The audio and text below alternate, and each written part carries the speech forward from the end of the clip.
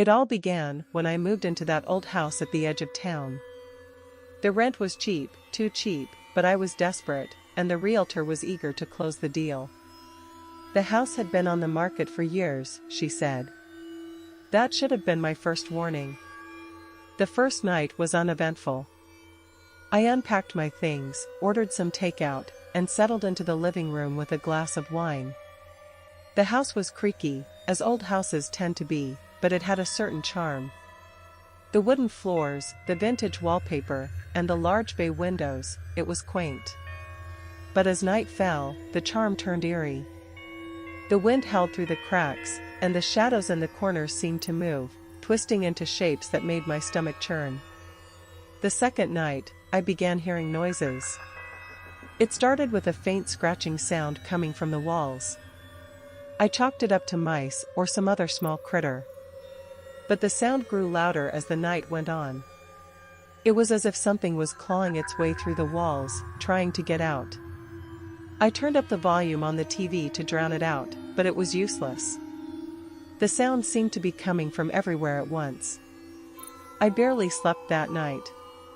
By the third night, I was on edge. Every creak of the floorboards, every gust of wind made me jump. But it was the whispering that broke me. At first, I thought it was just the wind, but as I listened closer, I realized it was words. Faint, indistinguishable words, but words nonetheless.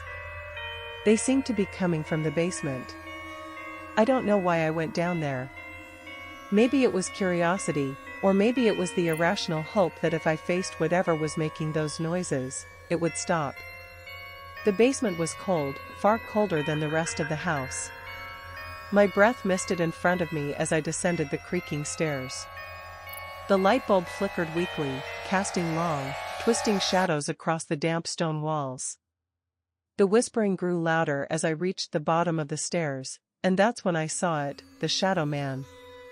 He was tall, impossibly tall, with limbs that seemed too long for his body. His skin was dark, almost black, and his eyes were hollow voids. He stood in the corner of the basement, his head tilted at an unnatural angle as he stared at me. I froze, my heart pounding in my chest. "Get out," the whispering voices hissed in unison. I turned and fled, tripping over the stairs in my haste to get back to the safety of the ground floor. I slammed the basement door shut and locked it, as if that flimsy wooden door could keep whatever that thing was down there. But the whispering continued, seeping through the walls, growing louder and more frantic. I couldn't stay there any longer. I packed a bag and fled the house, not caring that it was the middle of the night. I drove to a motel on the other side of town and checked in, my hands still shaking. I thought I was safe there. I thought I had escaped. But I was wrong. That night, as I lay in the unfamiliar bed of the motel room, I heard it again, the scratching, the whispering.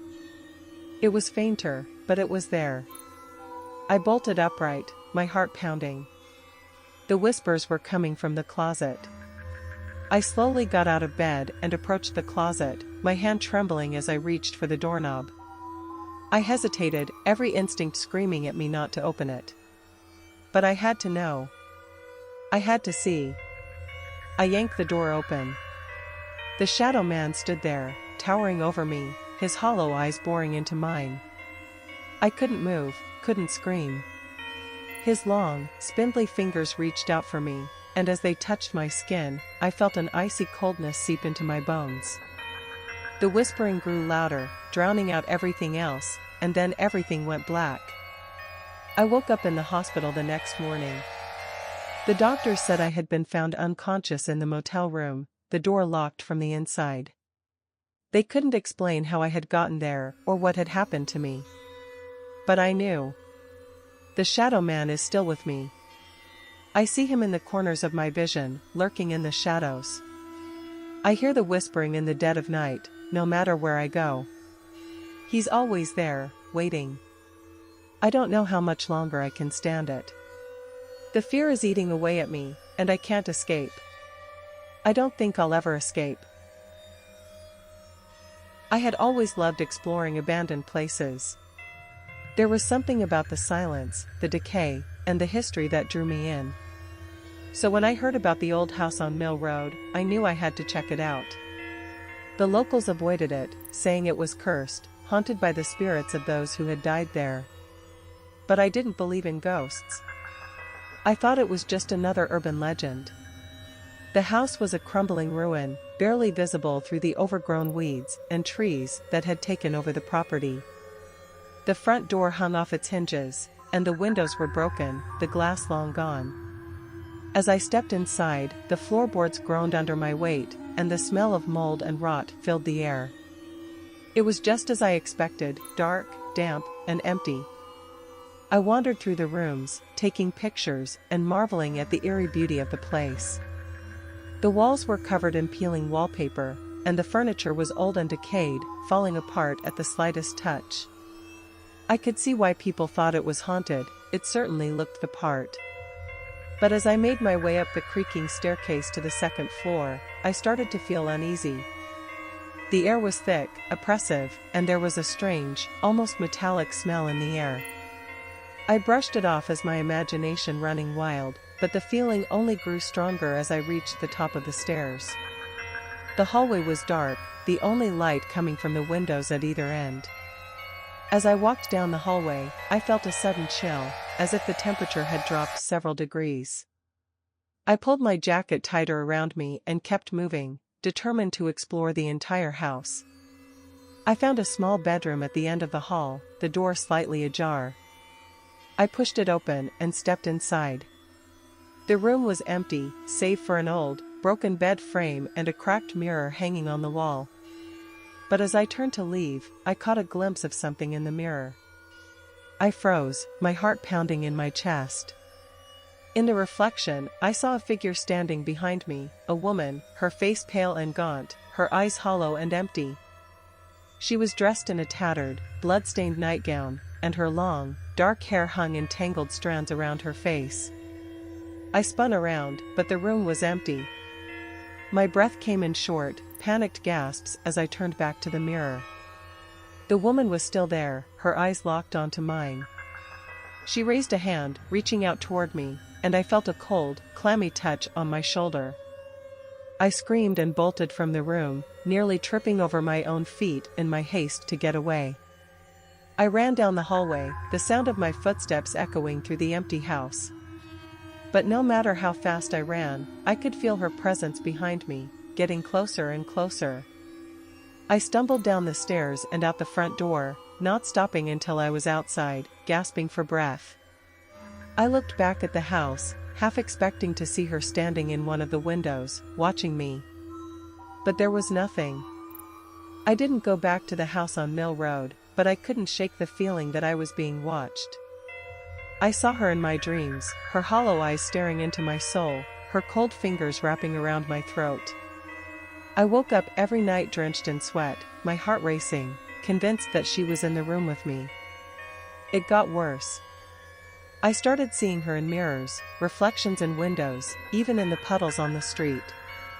She was always there, always watching, her expressionless face haunting me. I couldn't escape her, no matter where I went. I tried to tell myself it was all in my head, that I was imagining it. But deep down, I knew the truth. She had followed me. The woman from the house on Mill Road had latched onto me, and she wasn't going to let go. I don't know how much longer I can take it. The fear is overwhelming, consuming me. I'm afraid to sleep, afraid to look in mirrors, afraid to be alone. But I can't escape her. She's always there, waiting in the shadows, ready to claim me. I'm starting to believe the stories were true. The house on Mill Road is cursed, and now, so am I.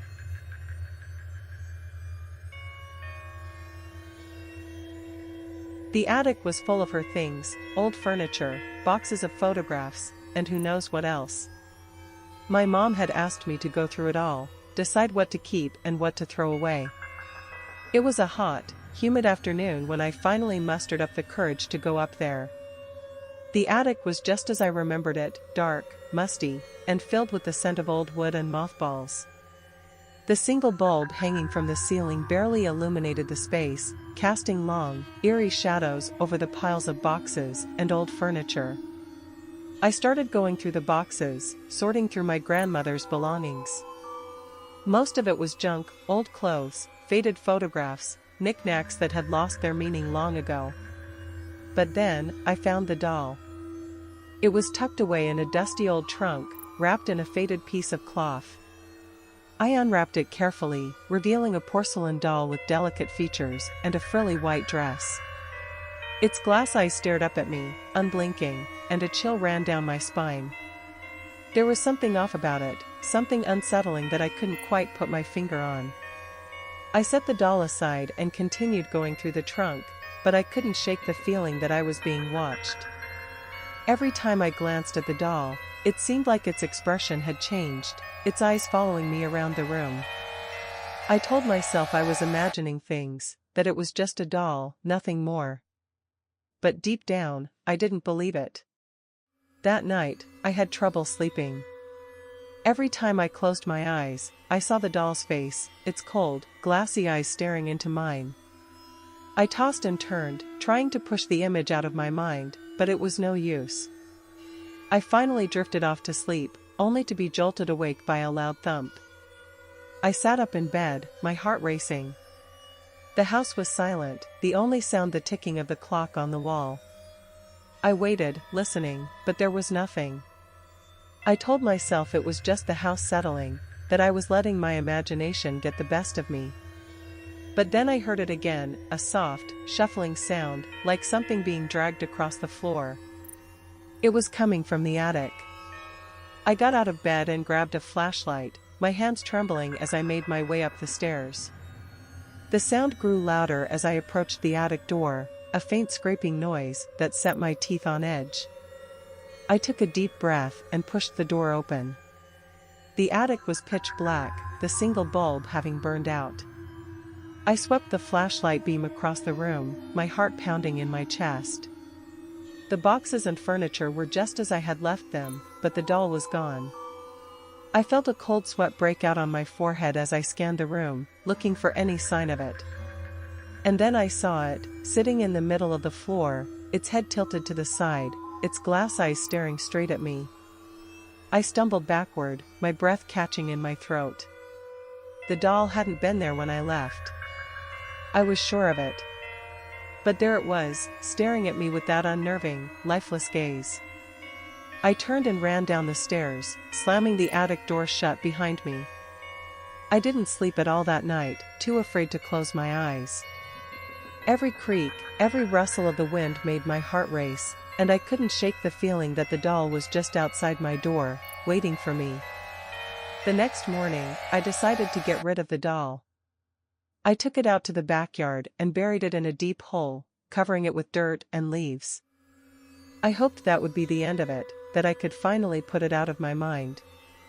But that night, as I lay in bed, I heard it again, the soft, shuffling sound, coming from the attic. I froze, my blood turning to ice. There was no way. I had buried the doll, gotten rid of it. But the sound grew louder, closer, until it was right outside my bedroom door. The doorknob rattled, and I could hear the faintest whisper, like a child's voice, calling my name. I pulled the covers over my head, my body trembling with fear. The door creaked open, and I heard the soft patter of footsteps on the wooden floor. I could feel it, the doll, standing at the foot of my bed, watching me.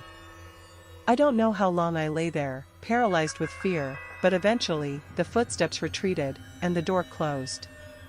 I didn't dare move until the first light of dawn filtered through the curtains. When I finally got up the courage to look, the doll was sitting in the corner of my room, its head tilted, its eyes locked onto mine. I left the house that day, leaving everything behind. I couldn't stay there, not with that thing in the attic. But even now, I can still feel it watching me, following me, waiting for the right moment to strike. I don't think I'll ever be free of it. The doll is cursed, and now, so am I.